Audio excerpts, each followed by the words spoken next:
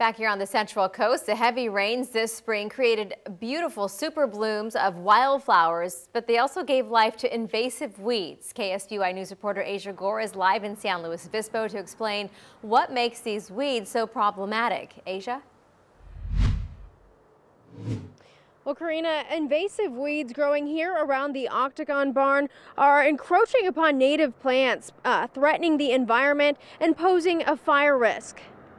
So this is oakgrass, this is Italian ryegrass. San Luis Obispo's historic Octagon barn is surrounded by greenery. And sweet clover. But these plants aren't very pretty. They're just a pain. The Octagon barn, it's a former ag field, so we have all sorts of agricultural weeds that crop up. The same wave of rain that brings us these beautiful sights also gives life to invasive weeds. The rainfall this year was higher, and then it was on top of all of our dry years and our droughts. So that left all this open habitat available, and this is the first really good year that we've had where it's rained in on top of that. These invasive weeds, like the yellow star thistle, are more than an eyesore. They disrupt the ecosystem. So what happens is that field becomes a monoculture of those species of just that yellow star, which means other plants aren't going to be able to come up. So the other flowers aren't going to be able to come in. The other things that wildlife eat later in the year aren't going to be able to come in. Trying to remove those invasives before they go to seed, because the seed bank can